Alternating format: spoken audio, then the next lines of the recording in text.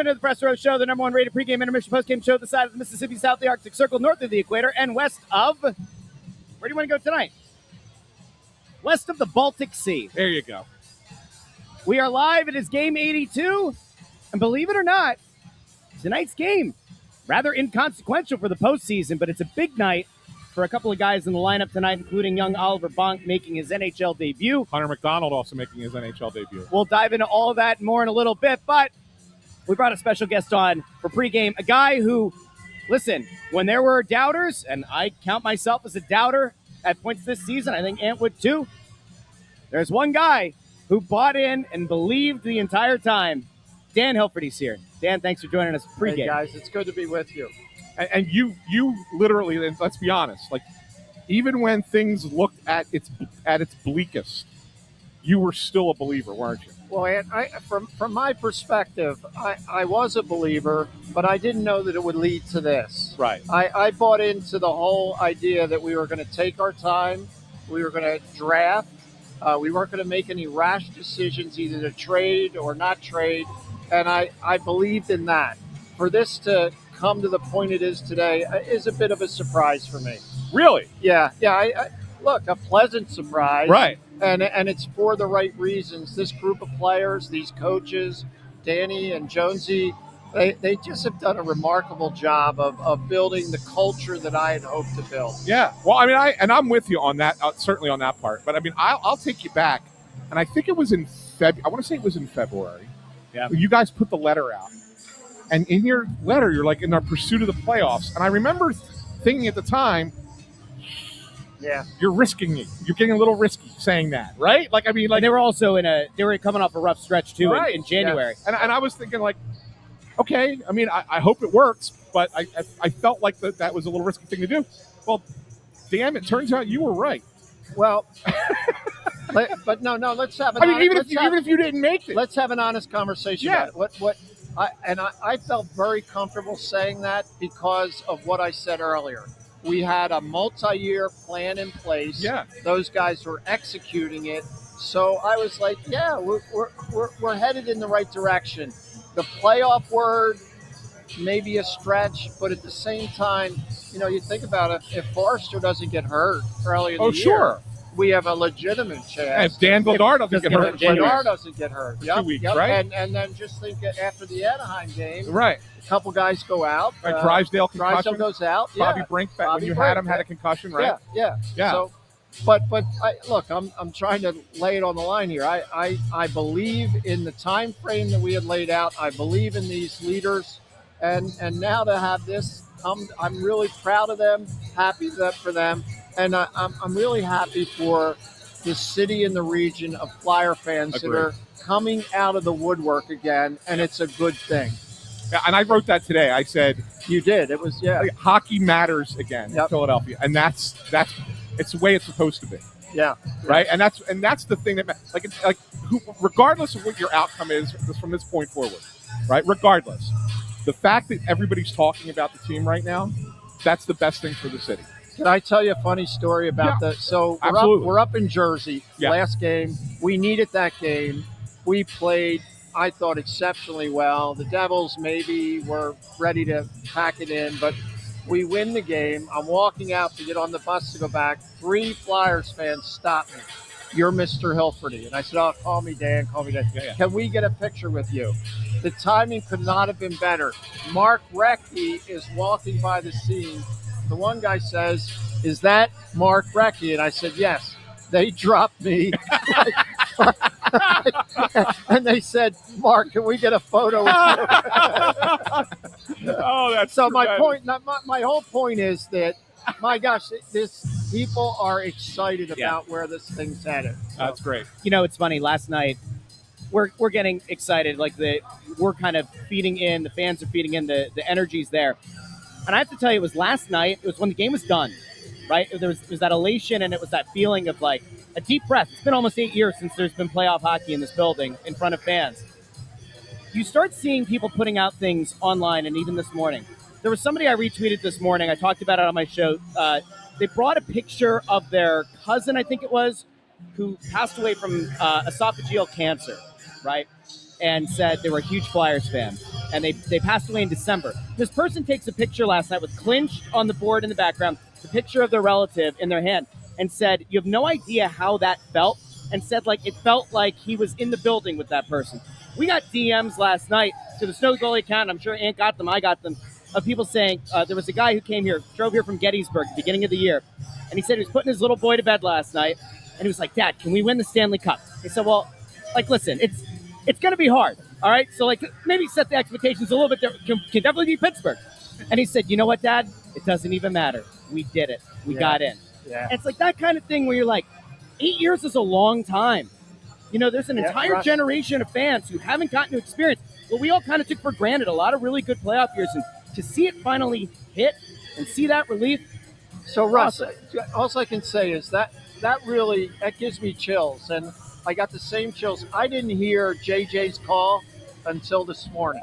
Okay. I did another interview and they play it. I got chills because it reminded me of all those years. And it also made me think of, we just celebrated the 10th anniversary of Ed Snyder's passing. And I couldn't help but think last night that maybe somewhere, whatever we believe, somewhere out in the universe, he had a little smile on his face. Absolutely. You know? And look, we are who we are. We're Philadelphia born and bred. I said this consistently. Culture is an overused term. I believe in culture. I believe if you build a culture where people maximize their individual potentials for a common cause, great things happen. And I believe we've got this culture in place to build a sustainable position as a competitor for Stanley Cup. I believe it.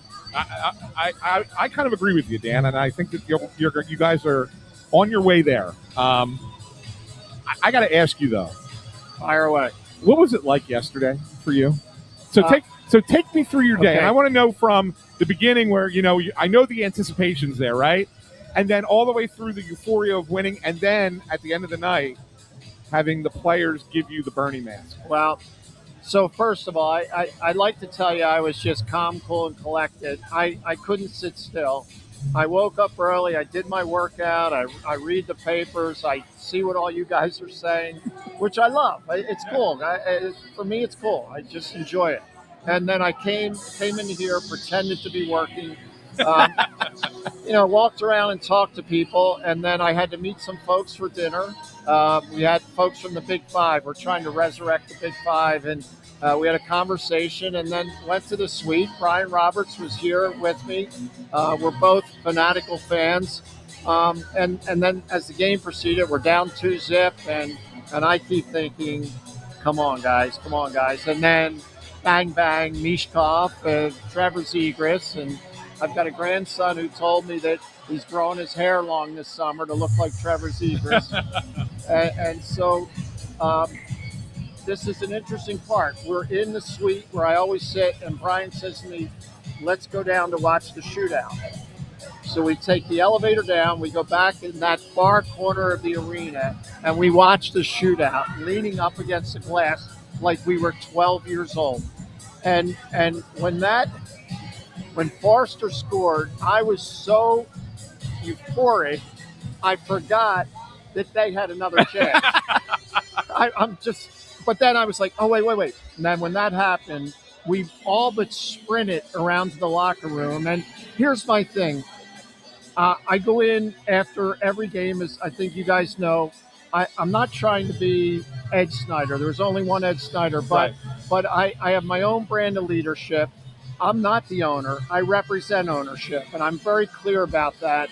But when I walk in that locker room, it's not like Keith and Danny and Talk who are evaluating talent, working with these guys.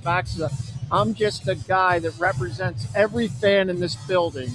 And what I say is either thank you or great game or we'll get them tomorrow. And I think a level of trust has been built between the human beings that occupy that room and me as a person that sits in a really neat position to lead this organization. And when that happened, first of all, I was totally shocked that they gave me the mask, the Bernie mask.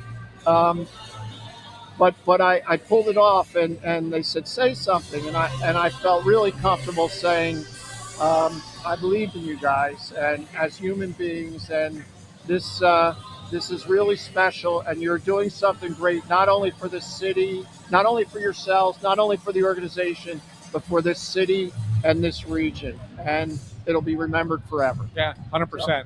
Something I do have to ask you about, because I know a lot of people, we talked about it, I wrote about it. It's been a big topic of conversation. You guys are now 2-0 since you resurrected God Bless America. Yeah. Talk about what went into that decision. Look, I mean, you think about it.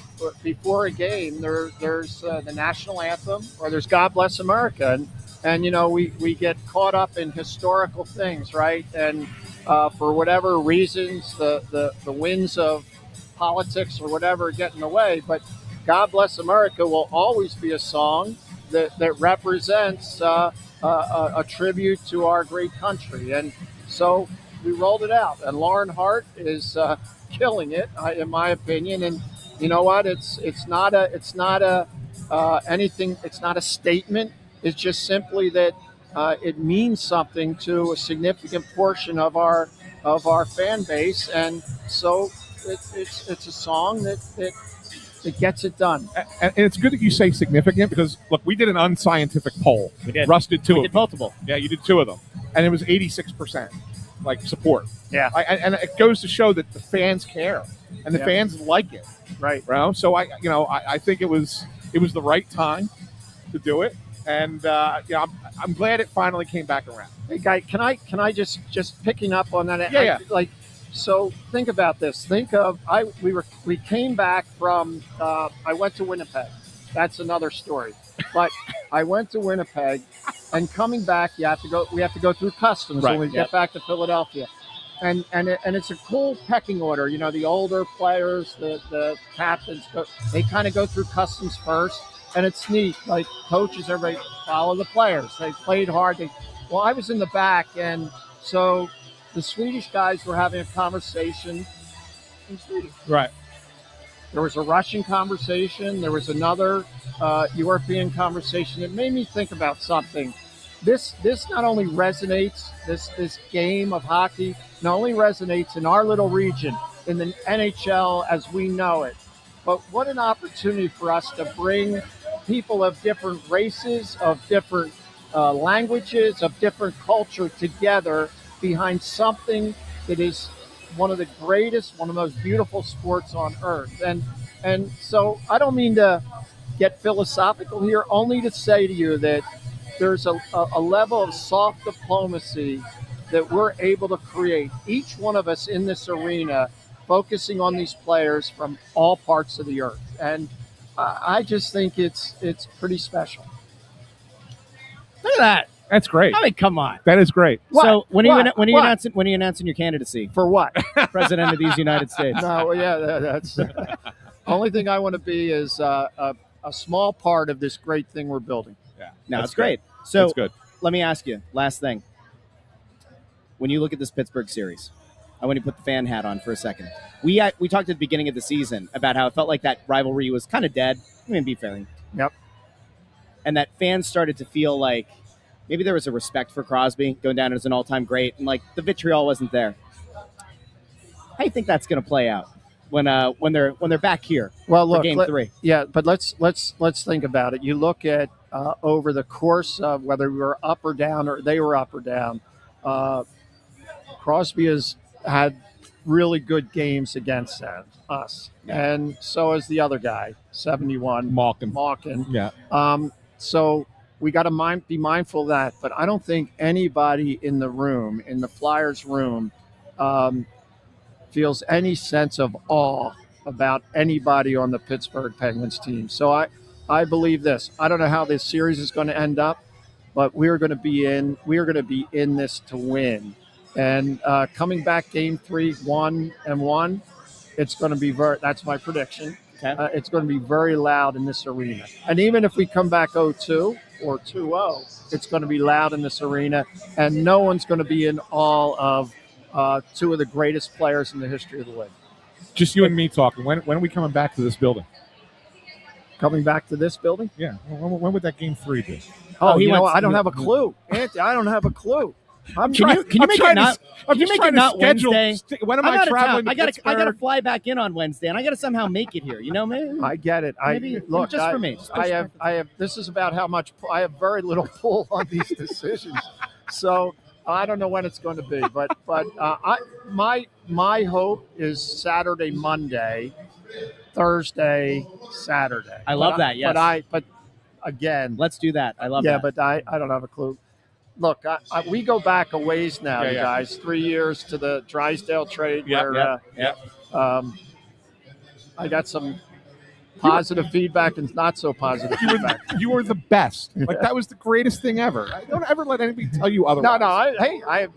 I don't regret any of it. I always enjoy coming on here, even times when when you times get a little are tough. hot water. No, when times are tough. Hey, you know what? Great job. Thanks, Seriously. Russ. Congratulations. The Thank you. positivity in the comment section tonight. Good. Well, you you know what? I just The people appreciate it. They do. Listen, we all know this, right? Sometimes the people who do represent ownership across sports, across different teams, people don't believe them. Yeah. But the people believe you, and they believe in you, and guess what? It's paying off. Now, can I tell you? So, Russ, that's all I've got. All you have is what's on your mind. And so, can I just say something? People talk about Comcast, for example, and Comcast is a great company. Our players are proud to be part of. But what's happening in pro sports? The valuations of these franchises are going up. The days of a single owner are passé, headed in that direction. So, the quick point there is that we should be happy and excited that we have a company that's based in this city that is interested in our sport, that owns a franchise, and that we all get the opportunity to do something great on the ice for the people of Philadelphia and beyond. So thank you for this. I'm sorry to No, it's talk great. on, but You can talk all enjoy night. This. Always you can enjoy do it all this. night. I'll get in trouble if I do that. All right, guys. Thanks for hopping on. Dan. Thank you, guys. Ladies and gentlemen, Anytime. Dan Hilferty. Good stuff. There we go. Thank you. So Yeah. I'll tell you what, the vibes from last night. Yeah. You cannot state in a look at this, and then now he's getting mobbed. Now I don't think Mark Recchi's coming around the corner, No. right? So but look at this. You got people. Look at that lining up for pictures now. There were times this season, and I think it was at the carnival because it was around when there was a bit of a struggle, and people were like, yeah, but he's so damn positive. But like, look at what's happening with the team. When they were having a rough go. But man, like sometimes you just need somebody to be the eternal optimist. And he's been. What? I have somebody who came to see us. Well, go talk to him. Well, I don't want to get up and leave the show. You keep doing. I'm the thing. telling him 10 minutes. That's what I'm trying to say. Oh. Yeah. Okay. Yeah. No, he's gone. So All you right, did a bad he's- job communicating. Well, go say hi. No, I'm not Go going. ahead. I'm not It's going. okay. I'm not going to walk away in the middle It's of the thing okay. and leave you here by yourself. What am I going to do? You think I'm going to get in trouble? No, but I'm not going to leave you by yourself. Stupid? Why? He doesn't trust me. You see this intern? This guy doesn't trust me. But no, sometimes you need an eternal optimist. And when the guy who's at the top of the thing, the guy at the top of the org chart, if you will, is the one who's looking at this with a positive lens, like sometimes it's what you need. You need somebody to sort of be the light when you're stuck in the dark. And this team in January, when they had what really does kind of stand out as the anomaly now during the Vladar injury, the guy was the positive light in the room. And you could tell last night that didn't feel like a gesture just for the hell of it. No. Giving him the mask. No, So- it was not. It was not. All right, there was some conversation earlier. People wanted me to talk about the roster for tonight, the lineup. What I can tell you, which, I mean, if anybody's here in the building, you probably saw it already when they took the line rushes, but I didn't see the line rushes because they're behind me, but we were talking to Dan.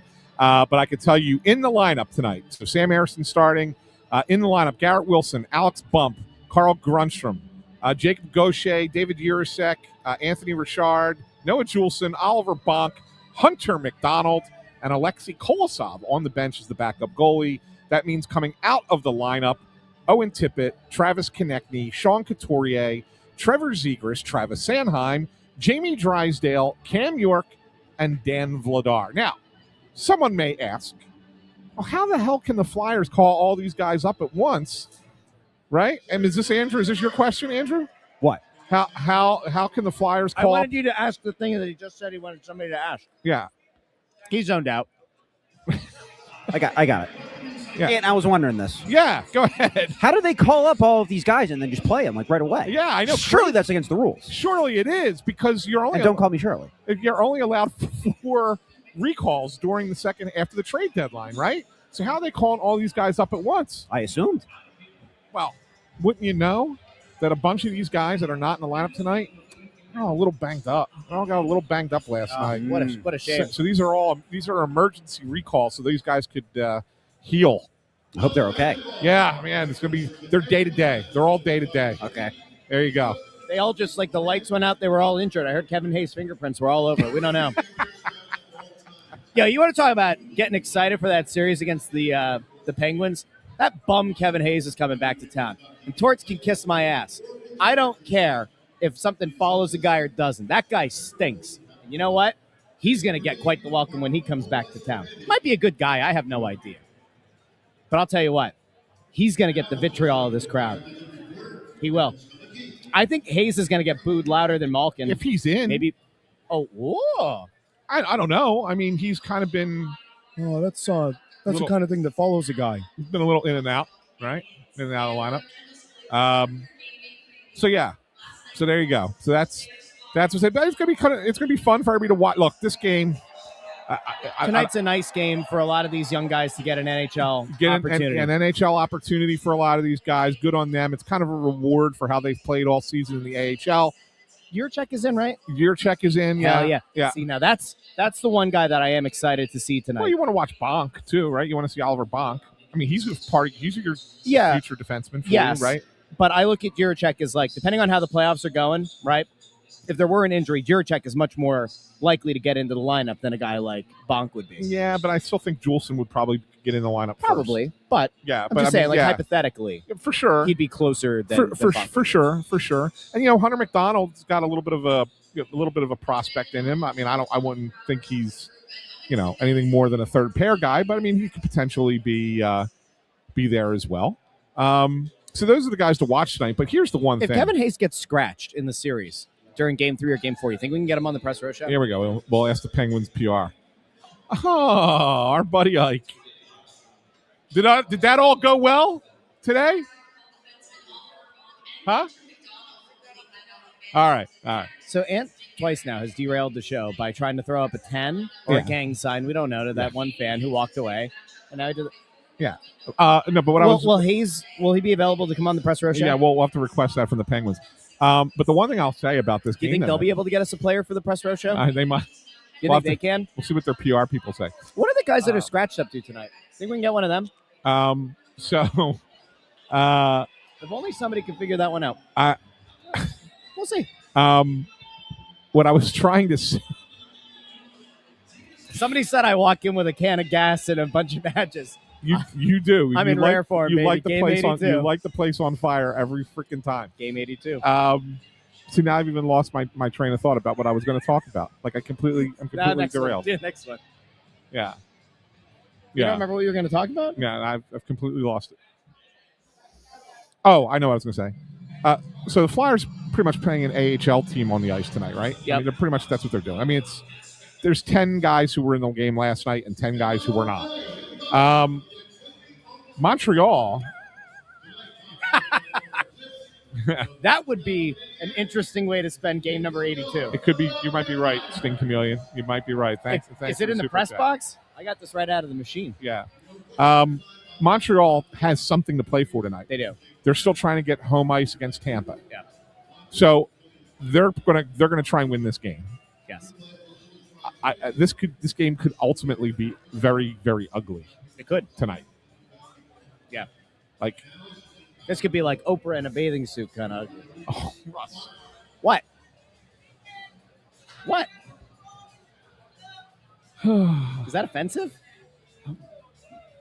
I'm sure. Is that offensive? I'm sure somebody's offended by it. It's Russ in a bathing suit. There. Oh, I'm offended too. Speedo. It's Ant in the Russ in Speedo. the Speedo. It's Bundy in the Borat. It's Intern. Nah, Intern's a stud. Yeah. Yeah. Chris Therien says Clip that. It could be an ugly game. It could be. It could. I think it probably will be, but that's okay. Can we have a conversation here about how insane it is? We have spent so many years. This is the 8th year of doing the show, Ant. It is the first time ever that we have gotten to Game 82, and we're talking about the outcome doesn't matter, and it's not because of lottery standings. Yeah. Like this game, because they got the job done last night. Imagine, we were talking about this postgame last night. Imagine they walk away with no points last night, and then you have to go in against this Montreal team that has a lot to play for. And you'd be keeping an eye on that Washington-Columbus game. There was a guy on was it last night on Postgame, or was it on my show this morning? Somebody said that that Caps Blue Jackets game is going to be 60 minutes of passing drills, and Ovechkin's going to crack open a beer halfway through the first. You know what? I think he's coming back next year. I do too. You can't go out without the playoffs. Well, it's not even that. It's that I don't think he would have waved off Crosby and the Penguins the other night if he was not coming back. The first game of that back-to-back, he took the picture with the two of them at center ice, and I was like, oh, that's it. It was because it was their 100th game or whatever against each other. Yeah. I think you're right. Yeah. Although, it wouldn't of all the guys, it wouldn't surprise me if Ovechkin's the kind of dude who decides he doesn't want, like, the retirement tour. Yeah. Right? Like, that wouldn't be shocking. It wouldn't, but thanks for the super chat, Ogie, and thanks for the memories of your Photoshop talents.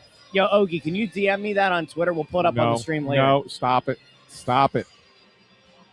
Stop it. Why do you do this? Why do I do what? Oh. You decided to get offended for Oprah. What has Oprah ever done for I you? didn't get offended. You got offended for Oprah. I personally am. The thing did not offend me, and what I don't get offended, so it doesn't matter. What my point is you saying that probably offended somebody. Yeah, if somebody's offended on Oprah's behalf, they can shoot me a DM on Twitter, and we can have a long conversation. But it's not on her behalf, right? Whose behalf is it on? It's if I had to say why someone would be offended by that, it would be because you're fat shaming. Oprah's skinny right now. That's offensive that you thought that she'd be, big boned right now. Boy, Anthony, you think you know somebody. There we go. You think you know somebody. Cancel Ant. Hashtag cancel Ant. Let's get that trending on Twitter. All right, tonight, nothing to play for except the love of the game. Can I pitch you a scenario where a team full of young dudes, some of whom are getting their first NHL action, go out there tonight, play footloose and fancy-free, maybe catch Montreal off guard. Maybe they'll land one. It'd be nice. Be good for the young players. I don't know. I don't think it happens, but sure. Yeah, that's the right. comments are unhinged. Yeah, they are. Yeah. Oprah won't answer any of Russ's questions. That's right. You get fat shamed and you get fat shamed. Everybody gets fat shamed. Anthony's fault. All right. So Dan Vladar is not in net tonight. Sam Erson's in. Dan Vladar will be in the press box tonight. He will be. So Erson getting the start tonight is a good thing, right? Because it's been over a week, right, since he last was in net, or about a week since he was last in net for this team. And so it's essentially a playoff warm-up for him, right? Like in case he's needed at some point during the first round of the series. Like you don't want him to go 2 or 3 weeks without playing. What? Russ, if Sam Ersson is playing in the postseason, you got problems. I'm just saying, like you make sure that he's, in good spirits, mind, body, and soul, Anthony. Okay. Why do you have to take the show negative? First he says something offensive about Oprah. Now he's saying offensive things about Sam Ersson. Who's safe tonight? Is anybody safe? Is anyone safe? No. Hashtag cancel Ant. You know who's here? You know who Ant will not offend? Chris Therien. And he's here. And he is a bona fide G, a certified stud. And he's about to join us here on Press Row Show Pregame. We typically have a lot more hockey talk than this. I'll tell you, Hilferty did such a nice job on this show. He brought class to the joint, and then you took this thing way off the rails. Yeah, it was all me. I'm going to have to fill Bundy in on the horrible things that you've said Yeah, it was all on me. this pregame show. Bundy, we had Hilf. Yeah, I saw on my preview when it came up on X. Yeah. How are you doing, stud? Good. Game 82. Yeah, this is like a bad hangover game though. You're at the top of the world last night, and then you come back tonight, and you've got a preseason lineup, really. Yeah. And so that's kind of an emotional letdown. But again, it'd be an opportunity for guys to show off to the brass here in Philadelphia and see what kind of year they've had down in the minors. Did you even bother to put keys together for this game? I did. God bless you. I did. Go ahead, Bundy. Number one tonight, guys, first key of the game, Sam Urson. Urson will start the finale. He's 13, 11, and 5 this season with a 3.15 goals against average and a very deceptive 867 save percentage. Struggled a little bit with injuries and some consistency leading up to the Olympic break. However, after the Olympics, he's gone 5-1-0 with a 1.99 goals against average and a 908 save percentage. Hopefully we see a good version of Sam tonight heading into the playoffs. Number 2, Porter Martone. Porter Martone has posted 8 points, 3 goals, and 5 assists since turning pro from Michigan State. The 19-year-old winger has made an immediate impact on this team, not just with his shooting and playmaking abilities, but also with his heaviness on the puck. He's also brought some competitive drive. He has all the elements of a future star power forward. And lastly tonight, continue on the same path. Flyers' main objective on Tuesday is to keep good habits they've developed with and without the puck. While Tuesday's game no longer impacts where the Flyers finish in the final standings, they want to play the right way in the last game before the playoffs. Doesn't matter who's in your lineup tonight. You want to continue down the same trajectory you've been playing for the last 6 to 8 weeks. Anthony, I'm pretty sure that you still are in the lead. I have to do that during the first period, but we'll let you go first with your prediction tonight. Yeah, I think this is a Montreal win tonight. It could be even uglier, but I'm going to go 4-1 Canadiens. I think it actually stays closer than expected. I'm going to go 4-3 Canadiens. Okay. Yeah, I'm going 3-1 Montreal tonight. I'll take the Canadiens 5-1. Wow. Sam Harrison's got to have a better game than that guy. What did you say, Bundy? 3-1? 3-1. Habs, yeah. All right. We'll be back during both intermissions and postgame. And by the way, I did a little investigative journalism about the stars from last night. Yeah, you got to talk Some about that. rationale. We'll talk about that during the intermission. What else? What? You guys No. something else? Okay. That's it. Yeah. All right. Talk to all of you. First intermission, second intermission, postgame here on the Press Row Show. Don't go anywhere. Oh.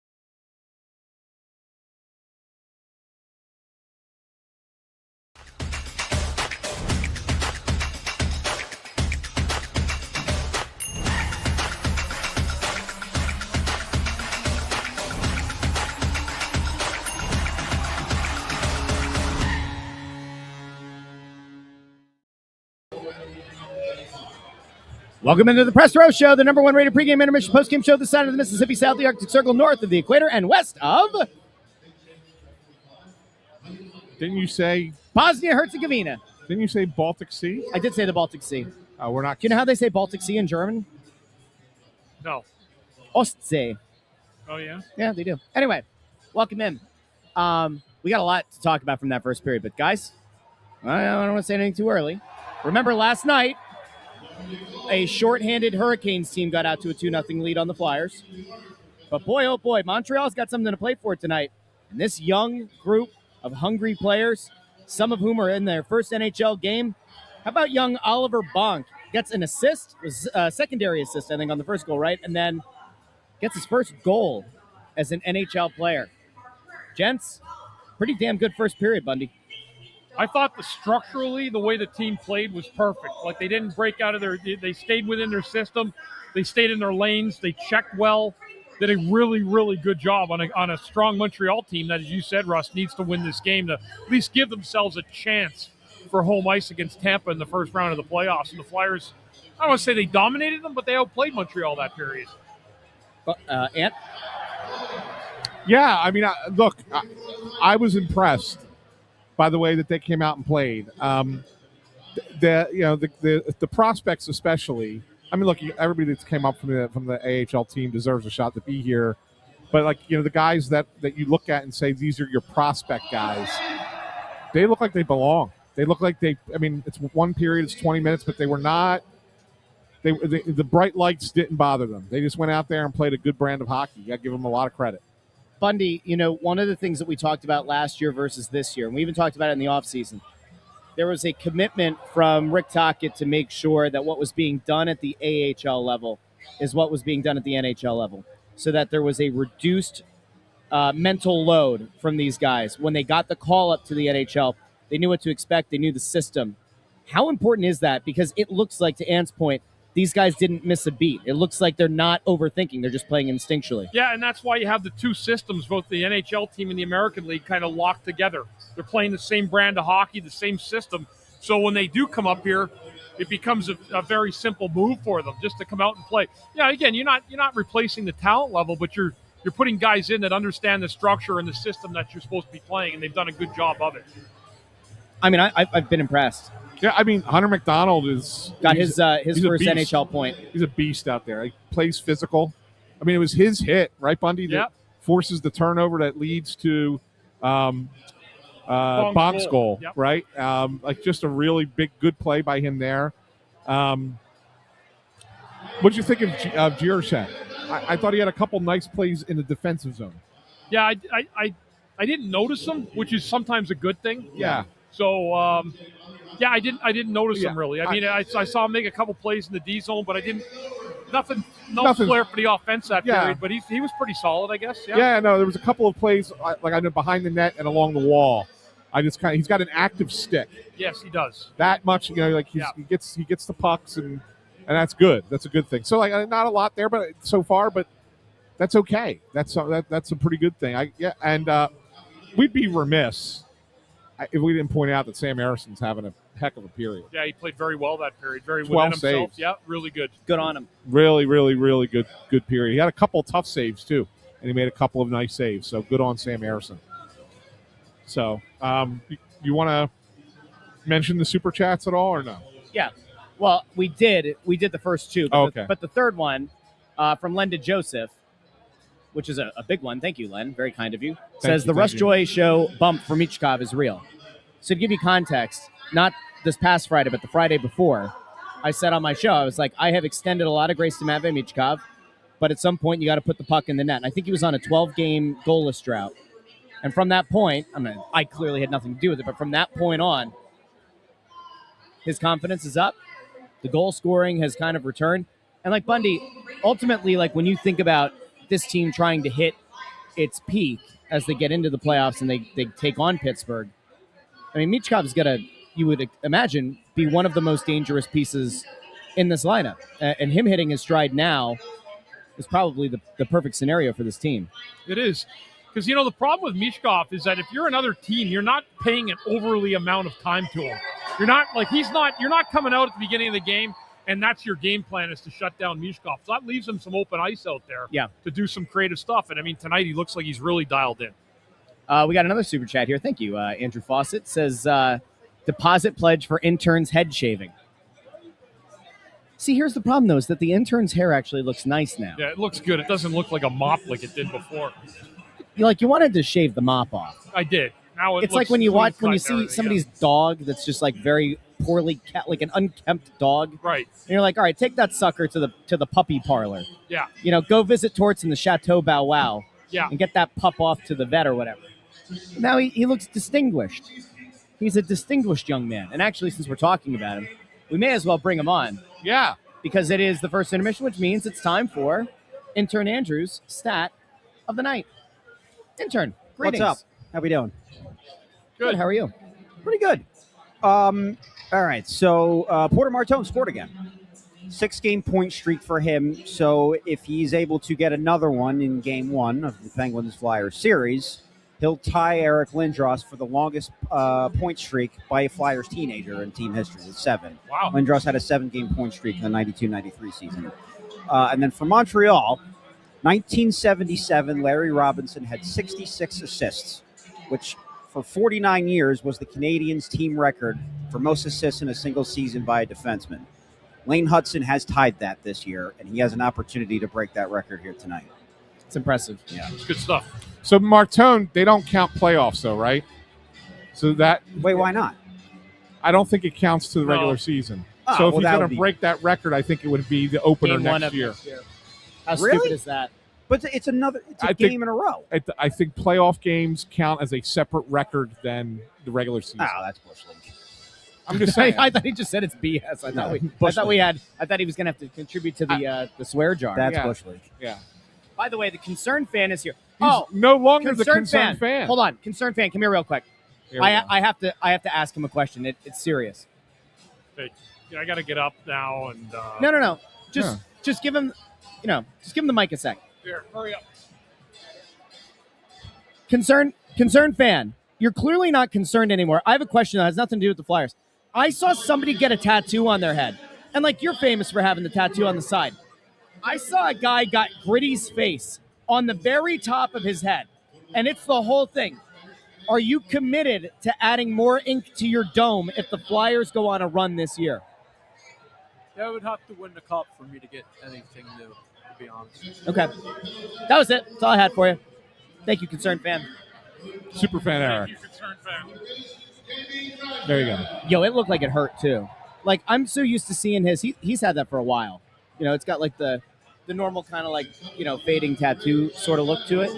But that new one, I mean, it was brand new ink, and it was legitimately the entire top of this dude's head. If you're gonna get put under to get a tattoo, I got to imagine your skull is up there. Are there some that you have to get put under? Oh yeah. Well, remember Jalen Carter, the Eagles defensive lineman? Yeah. He got it was either his whole front done or it was his back. It was one or the other. He got the whole thing done, and they said that he went under anesthesia. So wow. I want to get to Alex Town because Alex might have missed it yesterday when we discussed this. Genuine question: will the predictions contest start up again in the playoffs? We agreed to let it carry over into the playoffs. Right? I don't think that's right. I think you should get your win. I do. But what about the people? Oh, for the people, yeah, it should continue for the people. Continues for the people into the playoffs. I think so. It's kind of hard to differentiate. Because we also don't know how many games there's going to be, and you figure even if you nail it, you're probably going to have to share the crown with somebody else. Okay. Or maybe multiple others. Yeah, fair. Yeah. By the way, Bundy, I thought about this after the puck dropped in the first period. I looked at the standings, because right now the host standings for the picks, Ant's in the lead with 47. Intern and I both have 45. You have 43. This is the closest that we have had, all four of us, in the 3 years that we've done the Press Row Show with the predictions, from last to first. One of us should have picked the Flyers on merit just to try to catch him. We should have synced that up, and none of us did. Catch me if you can. No, we can't. We can't catch you. No, I can't catch you. you. We all picked the Flyers. So it'll be back to back. There was another. I can't send banana hammock to DM, says Ogie. You got to send it to one of the accounts or send it on Instagram. I have like so many different social media accounts. Send it to one of them, Ogie. Come on now. I like that Ogie has to keep sending us super chats. Or just don't send it. That's okay. Oh, we were talking about the banana hammock pregame. Ant said something about Oprah Winfrey that he shouldn't have. It was very offensive. It was not me. And so I mentioned Ant in the banana hammock, and then Ogie jumped in because remember Ogie.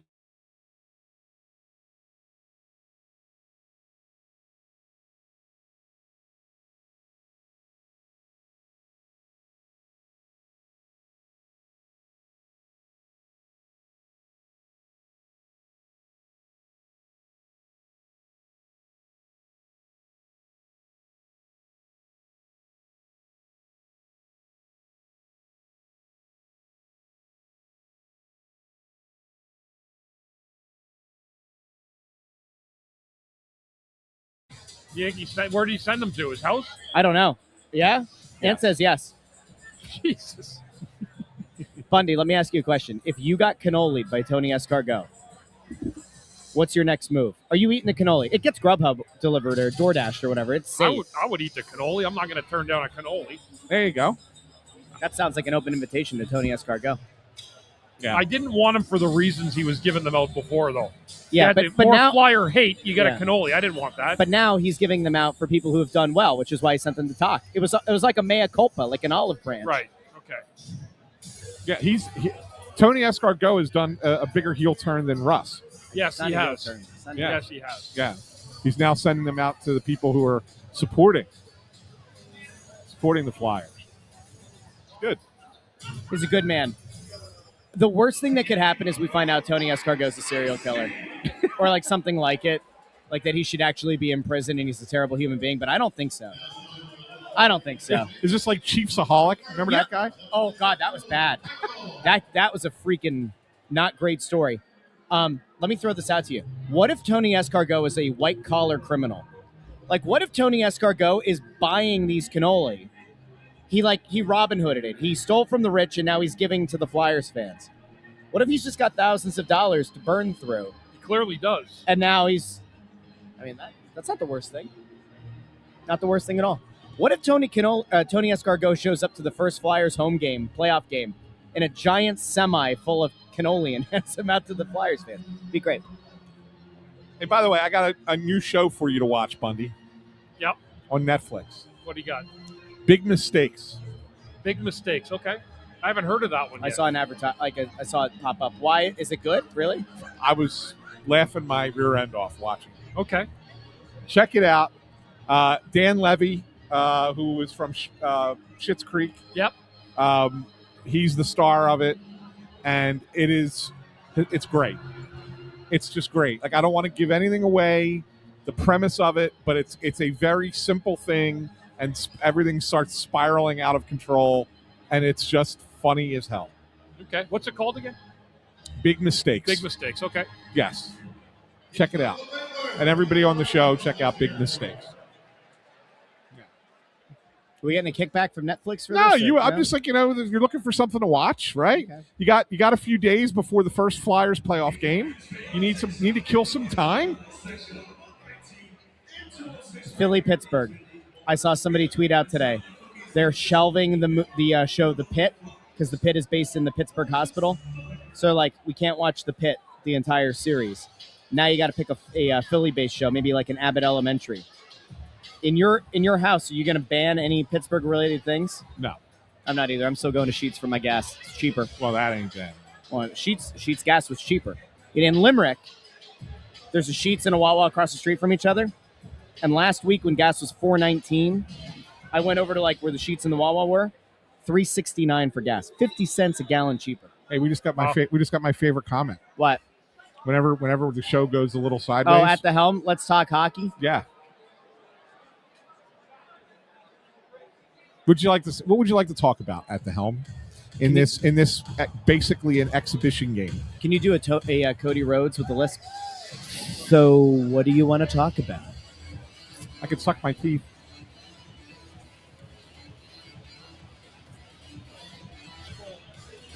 All right, viral moments from the season. Sucking your teeth. Stick taps. Was that this year? No. That was last year. Yes. No, it's a recurring bit. All right, Bundy. Yeah. In the case of Bonk getting his first assist and his first goal tonight, and McDonald getting his first assist, his first NHL point, how do you think that, like, I guess it doesn't matter when you get it. It's the final game of the regular season. Is there any difference? Is there any impact? You know, you want to score your first goal. You want to get your first point. Does it matter that it's in game 82 versus, like, getting a call up in the middle of the season and doing it in, like, game 25? No. Doesn't matter to the guys. They're elated to get a goal, a point in the NHL. You know, they've been down in the minors all year. This is a huge reward for these guys to come up here, and you want to make the best of it, and they've done that already in the first period. Did a great first period. How cool is it for the guys in the locker room to be able to go up to the, like, I have to imagine that as a vet on the team, especially, you put a lot of years in, seeing the young guys go out and get their first points is probably pretty cool. Yeah, for any guy in the locker room, you're going to be pretty excited for those guys that are there. So, no, I mean, it's a great feeling. I mean, anytime I remember still getting my first NHL goal, and I remember everybody happy and so happy for me. And yeah, you do feel that. You get that vibe around the players around on your team for sure. Now, this team clearly, I would argue, overperformed in the first period, but they definitely caught Montreal off guard. If you're the Canadiens, you're reiterating in the locker room how important it is to have a strong start here. What does Tocchet have to have the Flyers do to continue the strong play from the first period? If I'm the head coach, I'm telling the guys to do exactly what they just did. Stay in your lanes, play within the structure you have defensively. They're turning defense into offense. And that's unbelievable, even with using your minor league guys. Yeah. You know, they're playing the same system as the regular Flyers team play. It's been really fun to watch that first period. I know you've answered this before, but since Andrew Foster just asked, who did you score on, Bundy? Who was your first goal? Rick Tabaracci. Rick Tabaracci. Winnipeg Jets? Washington Capitals. At that time. Didn't he play for Winnipeg, though? I don't know. Did he? Internal look that up for The second period. regular season finale 2 years ago was against the Capitals. That was my trivia question. It was about your first goal, and it was on your 21st birthday. Oh, that's right. It was at my. 'Cause you were in Washington. It was on my birthday party. It was at my birthday party. Yeah. Yeah. And it was a power play goal, and we figured out Keith Jones was in the penalty box for it. Yes, that's right. We've had That's some right. memories on this show, guys. And we're going to make more in the postseason. But before we do, we have to return for the second intermission and postgame. So do us a favor, like the video, share the video, subscribe. Talk to all of you in the second intermission here on the Press Row Show.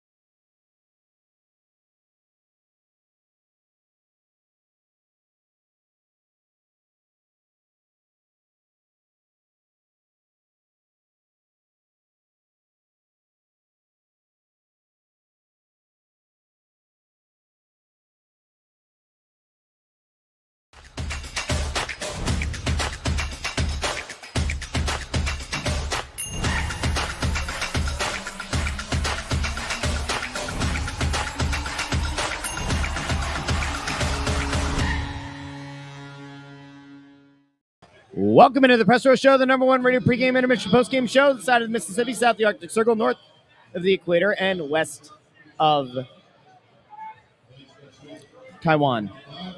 It is. It's also east of Taiwan, depending on which way you look at the world. It's all about perspective, Bundy. That's right, Russ. And that's what that second period was. It's all about perspective. Flyers entered with a 2-0 lead.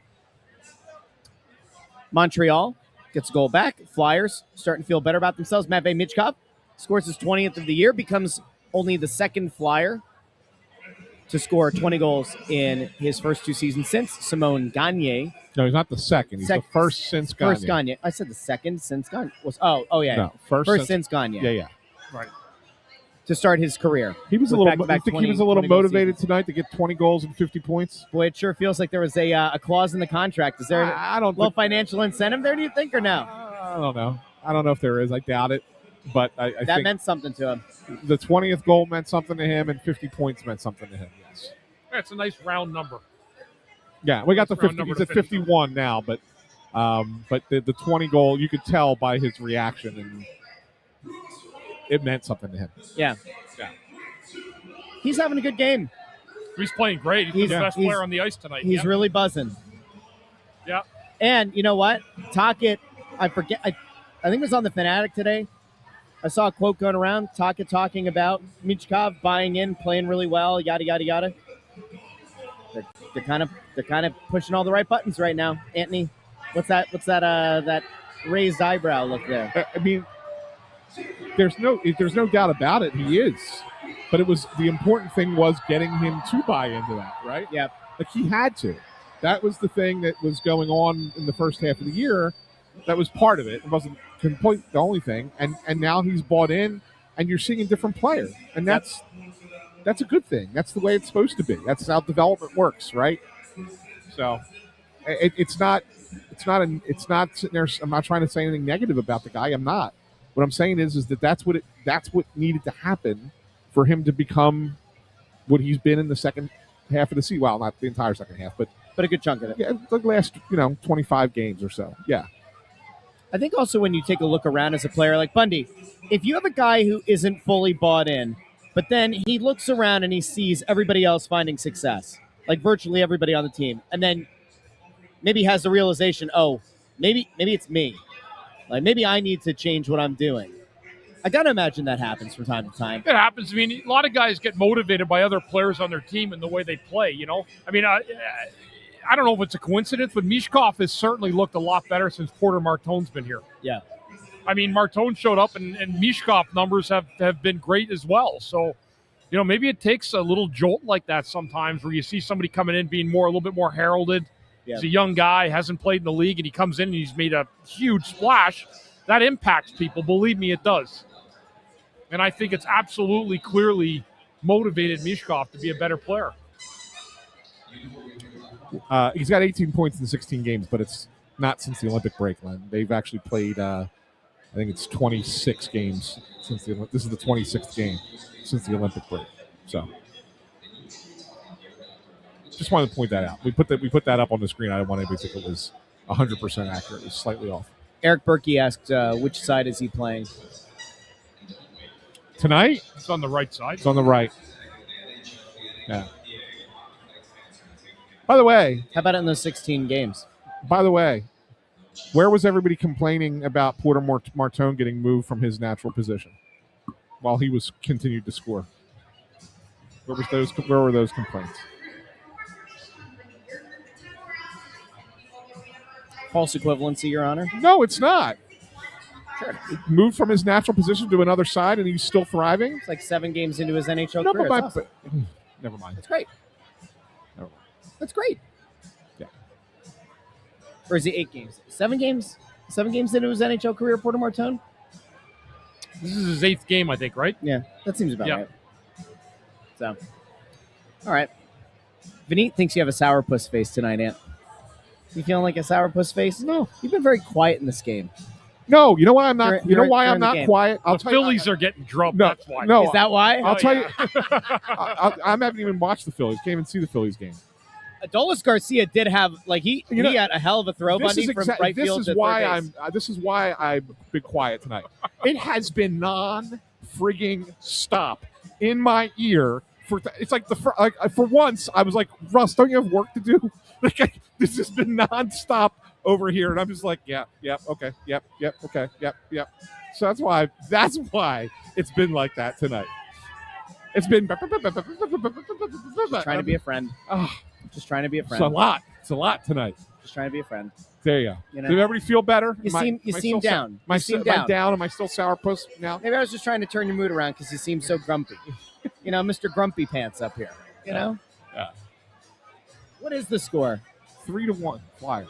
No, not that. The Phillies game. 3-2 Flyers. No. Yeah, it's 3-2. 7-3 Cubs. Oh.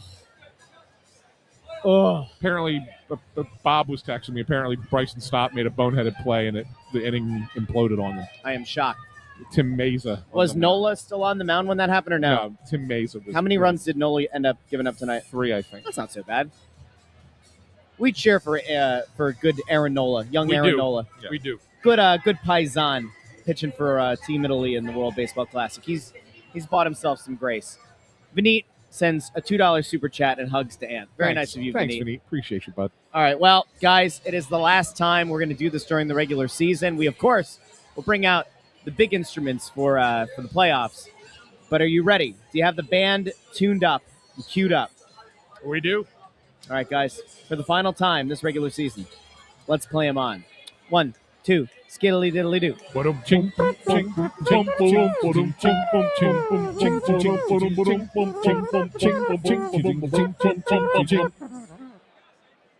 Intern Andrew. Fantastic, as always, gentlemen.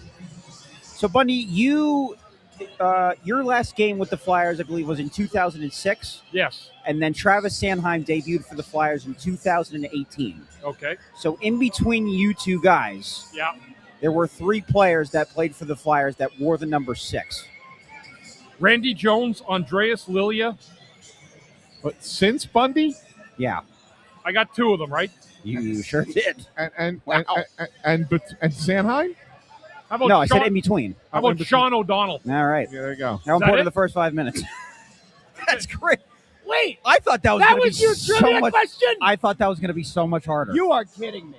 You got Your trivia question for the 82nd game of the regular season. No. But this is why I think that in theory it should be harder. But the reason it's not hard for him is because when you're a broadcaster, the first thing you do is you learn all the numbers. So that when you're watching, you know who you're seeing. Right, Bundy? Yeah, that's correct. And I Right. was up over top of the press box for many games watching all those numbers. I'm actually shocked I got all 3 that quick, though. I am. All right. Do you want another number? Go ahead. All right. How about every 10 since Leclerc? Patrick Sharp. No. He was, after that Leclerc. was in Chicago. No. Sharp. Yeah, Sharp was 9 when he was He here. was wasn't 9 was he here. 9 here? He was Okay, 9 right, here. right. Yeah. After Leclerc. There's a couple that are real. Bobby Brink, Garrett Wilson this year.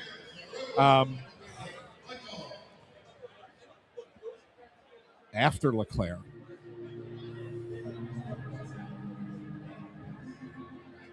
There's a couple of them that are really obscure, I believe. There's only, I think, I 2 have- obscure ones. I have one coming to mind from before Leclerc. Just before Leclerc. Who's that? Mike Bullard. Mike Bullard wore Yeah. 10, huh? Yeah. Yeah, that's the one that came to mind. It was just before Leclerc. What was his name? For Christopher Christopher Stieg. Stieg. That's correct. That's All right. correct. Yep. That's correct. Had it in there somewhere. Yeah, there's a couple obscure ones though. I'm not. Well, you're missing one pretty significant one. Braden Shen. Yeah. He was 10, huh? He was. Oh, yeah. How do I That's- forget that one? Good call out. Oh, Braden Shen. So we all we I have thought left- he was 11 for some reason. I don't know, and I just threw it So out all there. we have left are 2 obscure ones. Yes. Was David Laliberty one of them? No. They were obscure players in That's a good general, guess, or Ed. obscure guys to play for the Flyers. Obscure in general. I don't know who either of these guys are. Peter Forsberg. No. He was 21. That was funny, Russ. Thank you. Give us one. Corbin Knight. Oh, wow. That was Yeah. He played 23 games in the 18-19 season. Not Baron Corbin. No. All right, who was the other one? Andy Andrioff. Andy Andreoff. Yeah. Andrioff, yeah. Wow, I don't remember him wearing 10 either. What year was that? 2020 to 2021. Yeah. Really? Yeah, it was more Wow. recent. Okay. I got a little emotional when I saw Garrett Wilson wearing number 10. Because, like, for a millisecond, I was like, oh, Bobby Brink's back. And then I was like, oh, no, that's right. He's not. You realize that the next time Minnesota plays here, Standing ovation. we're gonna have to send you down to the locker room to go shake Bobby Brink's hand again. Yeah, welcome back. The rare visiting locker. He'll be like, there were some things I was really hoping I would get to do when I came back to Philadelphia. Score a goal, maybe record a point, shake and turn Andrew's hand. Yeah. Do you think Bobby Brink thinks about that handshake as much as you do? I'm going to say probably not. Yeah. Maybe, but probably not. Hey, guys, you remember how – and by the way, thank you, intern. Thank you. Great regular season of trivia. Looking Yeah. forward to seeing how you up your game in the playoffs. Well, because we don't usually get playoff trivia. Correct. Yeah. Right? So we're going to have some playoff Yeah, trivia. I That'll mean, be good. The good news is there's plenty to work with the Penguins. There's Yes. a lot of history. So Yes, there is. if it was the Blue Jackets, I'd be in trouble. So I have something to follow up on from Yeah. earlier in the Yeah, that's what I was show. going to bring up. And I think I know what it is. But if it is what I think it is, then you're good. Go ahead. If not, I'll remind you. Does it have to do with the Stars from last night? No, it does not. I want to show you this other thing first, and then we'll get to the Stars. Oh, okay. Do you remember I was talking about the concerned fan? Yeah. And I said about the ink on his head, and I said there was that guy who got the gritty on his head. Yeah. That's next level stupid. That's off-putting. Bundy, look at that. That's the top of a human being's head. Somebody did that in the back of their head? That's the top of their head. That's the top of their head. Yes. Oh, my God. That is unreal. Wow. Yeah, it's Imagine walking into a bar and trying to pick someone up with that thing on no. your You head. know what's going to be even worse is when this individual dies and they put him in the coffin, and you got to go up there for the service, and you're like walking up to say, give your last goodbyes, and you got to stare at freaking Gritty and his big eyeballs on the top of the head. You know what this guy should do? He should go to like the local pool in the summer and like swim over to the kids section, right? And just have it so that his head is just cresting out of the water and wait for all the little kids to look over and scream thinking that Gritty's coming up out of the water. All right, so anyway, there you go. Now, yes, one of the things that we said we were going to talk about is the atrocity that happened after last game, that happened after last night. For those who missed it, the 3 stars were selected. Forster was the First star because of the game winner. Yeah. Michkov was the 2nd star. Yeah. 3rd star was Ehlers. Nick Ehlers, yes. And we were trying to figure out who it was, and the Flyers listed it as media. Probably so they didn't face the brunt of the fans' ire like Jackie Spiegel once did. Correct. And you figured out post-game that the person who picked them was? Our good friend Adam Kimmelman from NHL.com. Great guy. Which was shocking. Yeah. Shocking. So I did a little investigative journalism pregame. Oh, here we go. I started causing mayhem because you know me. I like to go over to the press box and piss people off. Yes. So I ran into Kimmelman and Jackie Spiegel, and I told Jackie the people thought it was her again. But we cleared her of any wrongdoing last night. And I asked Kimmelman why Vladar was left off. And he said Forster was on there because of the game winner. He said he put Michkov on there because Michkov had a really strong game. Okay. And the reason that he didn't put Vladar 3rd and put Ehlers instead is because he thought that there should be one player represented from the other team. In a shootout. That was the You know that what? was the rationale. He can rationalize it all he wants. He got it wrong, and it's okay. Yeah. It happens. And here's the only little bit of grace I will give him, right? He got it wrong, and I agree with Bundy, he got it wrong. But here's the only little bit of grace I will give him. When you are putting those stars together, right? You're going to an overtime and a shootout, like you don't have time to fix it. So if you put the goalie in that ends up losing the game, it and the other goalie is not in there, it kind of looks weird. That's the only grace I'll give him. But that's only if you're saying if he was going to be like the 1 star at the bottom, like the 3rd star. Like Vladar should have been the number one star. So obviously the first star of the Should have game. number one star of Yes, the game. of course. Yeah. So Sometimes on this show, we talk about movies and TV shows that we're watching. You made a recommendation on Netflix. I have now seen 2 sequels advertised today. yeah. Which one is worse? All right, like which one is more of an abomination? They're doing a Meet the Parents sequel, like a follow-up to Meet the Parents, Meet the Fockers, and it's called Focker-in-Law.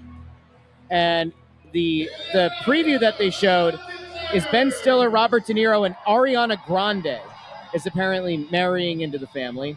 Or I just saw Warner Brothers put out The Lord of the Rings: The Hunt for Gollum.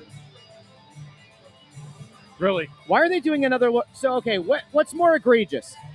A comedy that's another spinoff of Meet the Parents, or another Lord of the Rings movie that goes back to the original cast and not the Hobbit cast? What's more egregious? That's a weird one for me. Yeah. I'm just happy they're making 2 more Equalizers, so that's good enough for me. They're making 2 more? Yes, they are. Yeah. Really? Yeah. With Denzel? Yep. By the way, just so in case anybody missed it, there were the Flyers did put out the awards, team awards today. Let's talk about it post-game. Well, I'll just say who. Well, we have a minute left. We can do it quick. Yeah, but it's an easy one. Like it's not post-game goes into the podcast feed. People might like that. Oh, no, go ahead. It's fine. All right, we'll do a post-game. Post-game. It's going to be a short post-game tonight, Bundy. Yeah, it has to be. Yeah. Yeah. What do they have to do in the third here, Bundy? Just keep playing your game? Just keep playing the way they're playing. I mean, they're doing a good job. They're sealing out the middle, pushing to the outside, turning defensive opportunities into offensive chances. They've done a good job. And even with these young guys, I think they're playing poised. I think they're playing hard. Yeah. And I think they're showing a lot of good moxie in this game for guys that we haven't seen all year. So they've done a good job. Just keep pushing forward. We'll be back post-game here on the Press Row Show. Do us a favor, like the video, share the video, subscribe. Talk to all of you post-game here on the Press Row Show.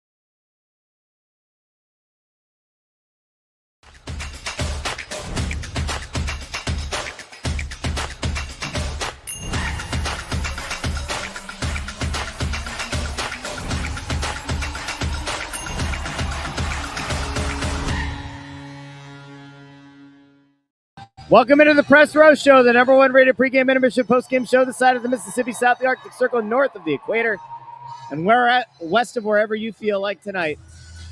In what is one of the most surprising results of the night, well, not only of the night, of the season, an AHL team just took down a squad that was actively trying to avoid having to play Tampa. And aren't they locked in with Tampa? No, they're going to play Tampa. They're trying to get home ice. They were trying to get home ice. Yeah. You wouldn't know that Montreal wanted to win this game. You would have no clue if you were watching these. I mean, the Flyers, the Phantoms, the Philadelphia Phantoms tonight took care of business. They certainly did. And it's funny. I said to Bundy, I said, ain't no way this Montreal team's beating Tampa in the playoffs. No, I don't see that happening. Oh my God. So anyway, Montreal's had a great year too, which is just I don't know. Like they looked out of sorts tonight. Really did. They really did. Yeah. Qu'est-ce que fait? Je ne sais pas. Montréal. Yeah. So for all those who want it, Mishkov does get the number one star. It was Mishkov, Bonk, and McDonald. Vladar got the third star. No, Hunter McDonald got the third star. No Porter Martone tonight? Didn't he have 3 points? He did? He did, yeah. So did Mishkov. But I guess, Bonk had 2 in his first game. Yep. McDonald had his first. McDonald had an assist. Those are fine picks, yeah. And he also was very physical in the game, too. He's a physical guy. He's a mean player. Yeah, he's a throwback. I said to Russ, I said, he's a menace. Yeah, he is. He's a throwback to the old days. Yeah. Yep. Yeah. Like that a little bit. Yeah. So. You know what, guys? All things considered, it was a strong performance top to bottom. Flyers got going early, and they never really relented. And even when Montreal managed to come back and score a goal here and there, felt like maybe they'd get a little bit of momentum. You got to give, I think the credit here is threefold. One, obviously the players, they handled business. 2, Sam Ersson and net, really strong. 3, this is where you talk holistically about the coaching between the AHL and NHL and doing whatever they can, playing similar or the same system, so that when these guys do have the opportunity to come to the NHL level, they don't miss a beat. And it looked like a group of guys that were comfortable tonight and didn't feel like the moment was too big. No, it's absolutely important. kudos to them. I think it's very important that your minor league team is playing the same structure and system that the NHL team is. Yeah, and it looked like a seamless fit tonight. Like right? It fit like a glove the way they played out there. It didn't look like they changed anything from the system in the minors. Just come up here, play the game. I mean, you're going to have to see better players than you do in the American League, but it didn't change what they were trying to do structurally. Yeah, for sure. I'll tell you who's not having a good night. Trey Turner, Kyle Schwarber, Bryce Harper, 0 for 12. Oh, God. Garcia's in there, too. Are you sure Turner's 0 for 12? I think he had an RBI hit. Oh, wait, sorry. I was looking at runs. Hold on. Sorry. 1 for 4 for Turner, 1 for 4 for Schwarber. 0 for 4. At least I got Harper right. 0 for 4. Yeah. Elite season. All right, so back to this side. Yeah, and as Robert Behrman mentions, they finished with 98 points for the season. Crazy. Could you imagine that at the beginning of the year? No. Like even those of us who thought, oh yeah, they could be a playoff team, 98 was not on the bingo card. No, I don't think anybody saw that. They had coming. 76 last year. Yeah, I know. Wait, really? I know, yeah. That was a 22-point improvement from last year. What a difference a goalie makes. That's the goalie. Yeah, that was the goalie. Yeah. Because he was so good the first half of the year. Like, he won them games by himself. Unreal. So never apologize for good goaltending. To that end, we talked, I think, pregame and probably first intermission about whether or not he could get some down ballot Vezina votes. Will Tocchet get any consideration for the Jack Adams or any votes there? And there's a couple people, of national people have already talked about it. I don't think he's going to be in the finals, but the final 3. But I think he's going to get some votes, sure. Those two combined, right? Like, you look at 22 points. You put some of that to coaching. You put some of that to goaltending. But 22 points, that's a hell of a swing. Yeah. Obviously, they got this injection. I mean, we can't forget what a massive injection of life this team got when Tyson Forster returned. Porter Martone got added to the lineup. But it's not as if that was 15 games. That was what, 8 games that Martone played. But it's huge. I mean, it's a nice uplift while you're trying to chase down. Don't lose sight of and it was a shorter burst and not nearly as impactful as those two guys. But don't forget, like, the team was teetering, and guys like Denver Barkey, he was the first one to kind of come up and gave them a little something, right? Yep. And it helped the team. And then when Alex Bump first got into the lineup, gave him a little something. And both of them had their down games too. They weren't flawless by any means. But those arrivals, when you bring new players in and they get an opportunity to just here and there contribute, it can help. And I think it did. I think, they all contributed in some way to prevent it from getting stale, especially when they were in that stretch where they lost, 12 of 15 or whatever it was, right? You got to give Owen Tippett credit, too. Tippett carried this team for about 3 weeks. I'd say roughly a 3-week stretch. Yeah. Like the only guy who could really generate a lot of offense. Konechny had a stretch, too, where remember he had that hat trick on one leg, and he would have all those points that week. That was a really good big week for him. Zegras early in the year was the offensive guy, and Dvorak ended up being steady throughout the year, but early in the season, those guys were on fire. I mean, Zegras was on a point per game pace for a while. Then he dropped off. I think he finishes with 67? 67. So that actually does lead to an interesting question. And obviously, we'll cover this later on. It's not a now thing because we're going to do a show tomorrow at Chickies and Pizza in Warrington, 6 o'clock. Come on out and join us. And then we've got the playoffs for however long that lasts, at least 2 rounds. But, man, that Zegras contract is going to be really an interesting thing to keep an eye on. And especially with him playing center here for better part of 6-7 weeks now. I wonder how the contract goes there. But you got to give him credit. I think durability this year was gigantic for Zegras. Remember when he came here from Anaheim, the talk was about the fact that he couldn't play a healthy season. Well, he had a couple early in his career, right? Early. 21-22 had 75 games played. 22-23 had 81 games played. Yeah. But then 31 games in 23-24, 57 games in 24-25. So there were some lingering injury concerns, and you got to give him credit. He missed one game, and it happened to be tonight, a game that didn't matter. Otherwise, he would have played all 82. Yeah. So kudos to him. I think there's a couple guys that would have played all 82 if they played tonight. They did. Sanheim and one more, I think. It wasn't Dvorak. He missed a game, right? Yeah. I'm trying to think of who it was. Was it Tippett? It was. Whatever. Tippett. So Zegras, Tippett, Cates, and Sanheim all finished with 81 games. Oh, okay. Mike, we'll see you tomorrow. Mike, go. the organist, is going to be at the show tomorrow. The number 1 ranked organist in the National Hockey League. So come on out to Warrington's Chickies and Pete's. Come meet Mike, the organist. He'll be there. Yes. We need to get him an electric organ while we're out there. Can we get a keyboard? Do you have a keyboard? I used to have one. I don't have one anymore. Do I have a keyboard? Intern, do you have a keyboard that you could bring to the little electric keyboard? No. One guy that you have to feel bad for tonight. Put it out on social media and ask anybody in Warrington. We don't want to put Mike on the spot, but it would be fun. Oh, he would do it. He would absolutely do it. Really quick though. Although one guy would get shut down. One guy we have to feel bad for tonight. Garnet Hathaway has an opportunity with an empty net. I forget which Canadian player it was. 2 opportunities. But it was a stick save right on the goal line. And then Hathaway with about, I think, 3.5 seconds on the clock, gets the puck on his stick. He collects it. He whips it down the ice. And it's about 1.5 seconds too late. Not even that long. It was less than a second after the horn. It goes across the goal line. He missed his opportunity to score a goal twice. Is this close? And you remember... Yeah. When he did score and it went in a second late. Yeah, no, but what I'm saying, if you remember, he was the guy, wasn't it early in the season that missed the open net? Yeah, that was against Utah. In Utah, right? It wasn't that long ago. Yeah. It was just before the Olympic break. Yeah. Yeah, it wasn't early in the season. It wasn't early. It was a brutal. That was a brutal. That miss. was one of the most brutal things I've seen in hockey in a long time. There you go. Yeah. Yeah, that was. So that's interesting.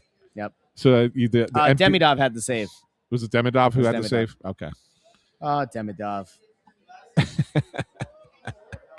I like another Celine not Dion quite the energy in here there was last night, but it was packed again. Yeah, I was. I got to be honest, buddy. I said to Ant, I was surprised at how many people were here, just because of there were no stakes to this game. Yeah, right. And you're not coming out to see the stars. It was a packed house. I think a lot of people bought tickets beforehand, though, thinking that tonight might be an important game. You get your 2 tickets, Carolina and Montreal. And I think people thought, they may need both games. So I think they picked up tickets for this night, I bet there were some people, too, who looked at the prices and probably found a couple of cheap tickets maybe. too. Maybe, but like it was a packed house tonight. So good on them. People asking when is game one. They're not going to announce us till Thursday, which is so stupid. The rumor I'm hearing Saturday will be is Saturday at 3:00. That's totally unconfirmed, but I've heard it from 3 people now. Yeah, it's going to be. So Saturday. there must be some smoke around the fire. It's going to be on Saturday for sure. Game 1, and I think Monday will be game 2. Now the interesting thing is when games 3 and 4 are going to be. Please not Wednesday. I think it's going to be Wednesday. I tried to coax this out of Dan Hilferty before the game started tonight, and he said, "Oh, I don't know," and then he says, "But I'm hoping it's Thursday, Saturday." Oh, really? That's what he said. But the only problem with that is, I would normally sit there and go, I'm going to take that as him telling us without telling us, right? So I would sit there and say that's a hint that he just dropped. There's one problem. There's a Demi Lovato concert here next Saturday. Yeah, they can gas those though. The Flyers. When I played, the Flyers kicked concerts out for a playoff game. Really? They did. Yeah, Clarkie did. What would happen? Like, where you don't cancel the concert, right? Like, I don't know what they do. Reschedule it? Flyers have this is the Flyers building. And they can do what they want. Huh? So I remember in the past they did it before when Ron Ryan was here. I remember. Yeah, we're going way back. Ryan, we're going back when he was president. Yeah. So I remember that they said it's our building and we'll make the building available whether there's a concert or not. Wow. Okay. And there's also the Sixers, which come into play if they potentially come on. I mean, if they go into the playoffs, you're probably starting Saturday or Sunday, and so it's either Saturday, Monday, or Saturday, Tuesday, and then next week they got to come play here as well. So, it's got to be part of the conversation. So, interesting times. But so I wonder. So if that's the case, Bunny, then maybe Hilferty's right. Maybe it will be Thursday, Saturday. It could be. Yeah, we'll see. That would be good for Russ. I'm going to end up wheeling a suitcase into the arena on Wednesday if it happens. That's what's going to happen. I'm going to get off a flight from Denver. I'm going to Uber over here with a suitcase. I'm going to try to get through security. You think security will let me through with the suitcase? Here? Yeah. Yeah. You think so? Yeah. Yeah. All right. People do it all the time. All right, then I'll be fine. Like people that are, traveling and. So in theory, I'd get here for first intermission. Vegas is not the worst thing in the world. What's that? I was just thinking, like I'd get here for first intermission. Probably. What time does it land? 6:30. My flight 6:20. I think it was 6:05. You were looking it up. I think it was 6:05. I could avoid checking a bag. That thing will never be on time either. It won't be, but. So Amadeo's saying the Demi Lovato concert is this Saturday, not next Saturday, and that might be true. Wait, really? But I did see that there was. I thought I could have sworn there was a concert in here. Wait, no, hold on. Xfinity, not Wells. Xfinity, Okay. Mobile I already Arena. got it. Here we go. Events. Concert I'm ahead of you. schedule. No, you're not. Yes, I am. You are fake news. Demi Lovato's this Florence Saturday. Florence and the Machine is next Saturday. Well, I'll tell you what. Florence can take her machine and shove it. April 25th. Florence and the Machine. That's a great concert. Florence and the Machine. That's what it is. Demi Lovato's this week. That was a 104.5 concert. She was a headliner one night, and the other night was it 21 Pilots? It might have been. Florence and the Machine was awesome, though. Really, really good concert. Can they work something out with the Phillies? Send Florence and her machine across the street to Citizens Bank Park. The Phillies game is over, right? Yeah, they It lost. ended a few minutes after the Flyers. 10-4. Oh, great! Parking's the parking lot's gonna be awesome. It's going to be a disaster getting out of here. So the hour 10 drive home is going to turn into hour 45. Forget it. Like it's we can do the fastest post game show ever here. We can wrap it right this second. You ain't getting home until midnight. Wow. That's tough to hear. So this is the end of a season, guys. This, in theory, should have been the final night. A lot of people would have said this should have been the final night of the season. Yeah. And then your team, your town, your Philadelphia Flyers went on a run for the ages. This, honestly, guys, no matter what happens in the playoffs, this will go down as the case study a decade from now. A team's trying to get into the playoffs at the very end of the season, and instead of the thought being, yeah, but they always blow it late. It's gonna be, yo, do you remember back in 2026? Remember that team? They went on that crazy run post-Olympic break. Oh yeah, that's this one. You know, this is the season that bucks the trend. Yeah. So we're not done. We're just getting started. I think they're going to beat Pittsburgh. I do too. I'll say that right now. I do think they'll beat Pittsburgh. I think it's a perfect matchup for them. Yep. Well, the advantage they have is the goaltending. Usually when you have a series where you think it could be close, and I don't think either team is sweeping or gentlemen sweeping the other team in this series. So I think it's going 6 or 7. Usually when you have that case, you go with the team with the better goalie. Yep. And I think that certainly favors the Vladar Flyers. is better than Skinner, that's for sure. That certainly favors the Flyers. Look at this. Mike Butts says Monster Jam this Saturday, Supercross next Saturday at the Link. I know, I work there. Mike Butts works at the Link. So that's how he's getting all these tickets. I knew there was an angle somewhere. If you follow Mike Butts on Twitter, I am convinced he's got a helicopter. He is at every he'll game. put a picture up, and it's like he's at the Flyers game, and then like 10 minutes later he's at the Phillies game, and then if like St. Joe's is playing, well, he's there. He was at the Wings game the other He was night. at the last Wings game ever. He's just everywhere. He's Every night. omnipresent. It's incredible. Good on him. Yeah. Oh wait, hold on. God no. What? Everything's fine, Ant. There's definitely nothing embarrassing that's apparently been sent to the Snow the Do Goalie. not put that up on the screen. I don't actually see it, so he's making it sound like he sent it here, but he didn't send it. I don't see it. Yeah. Mike Butts. Oh, by the way, so we're talking about Mike Butts. You ready for this? Hold on. Let me show you the image that he sent us. An image of his setup. He is not at a game currently, if you can believe it. In this economy. Wow. In this economy, he is not at a game. Here's Mike Butts on Twitter. Ready for this? He's got the multi-screen setup. Oh, nice. Got Snow the Goalie there. Yeah. He has a whole second TV dedicated to the StatCast while he's watching the game. I think it's a computer screen. I don't think it's a TV. Right? Looks like It could be a small monitor. Looks like a small monitor. Listen, whatever. TV, He's monitor, got the whatever. TV, and But he's got the StatCast He's there. got the Phillies on the iPad. What a stud. What kind of Butts. guy? What a guy. No, that's commitment. That That's is awesome. and you know what? That's commitment to this show. Thanks, know what? Mike. Mike's a great fan of the show. Yeah, he's awesome. So on Sunday, I actually took the day off on Sunday for the first time in forever, and I was with my son, and we went to the bar to watch the Phillies and the Masters. We had them on 2 screens, right there, right in front of us at the bar. It was awesome. Oh. So I get the 2 screen experience. It's good. Although his was 3 screen experience. Oh, sorry, Mike. It's a Kindle, not an iPad. My bad. Oh my gosh, I'm just now seeing. I had no idea this is a thing.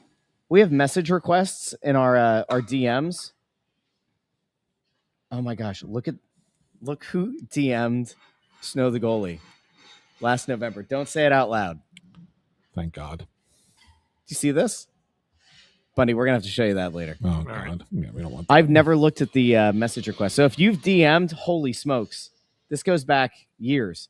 If you've ever DM'd Snow the Goalie on Twitter and not heard back, yeah, we've got a lot. Oh, here we go. But then here's all the Russian bots. Hello, are you busy? Hello, hot stuff. Would like to talk to you. I want to eat slice of cake. All right. I think it's probably All right, time. Russ. Yeah, let's wrap it up All here, right. Russell. Everybody have a great night. We'll be back on Wednesday night, 6 o'clock, Chickies and Pete's in Warrington. Come on out. Mike, the organist, will be there. And then do you want to announce the guest that's coming on? Ant? No. Oh, okay. Okay. Fine. Jeez. Intern Andrew, a big thank you and a Leave it as a surprise Thank you. for the people. and a nice job to you. Thank Another regular season done. Yeah, this will be my playoff debut. I've never been to a Stanley Cup playoff game before. I'm looking forward to this. Really? Yeah, never been. Intern Playoff Andrew Playoff Andrew. with Playoff Risto. Here's the question. Has Russ been to a Stanley Cup playoff game before? Yeah, I did the. Yeah, I have. I took my wife to one. Flyers Bruins. The game JVR had 2 goals early, and then they ended up losing that game. That was the game everybody started chanting JVR, JVR. Yeah, and then he folded. Yeah, I remember that. If the Flyers win Game 3, we have to send playoff Andrew to the locker room to interview playoff Risto. There Get you the go. potato cam out. Crack it out. Intern, nice job. We'll see you tomorrow, and then we'll see you again when the playoffs come back to Philadelphia. Good job to everybody who tuned in. Thank you. Like the video, share the video, subscribe. Subscribe to the podcast feed. If you see us on TikTok and Instagram and Facebook and YouTube, hit those videos with a like as well. Get excited for the playoffs. It's actually happening. We'll talk to all of you Wednesday at Chickies and Pizza Morrington. That would be tomorrow. What did I say? Yeah, Wednesday. But you said Wednesday, but it's tomorrow. Yeah. Yeah. Most people, when it's tomorrow, they say tomorrow. See you tomorrow. Good night, everybody.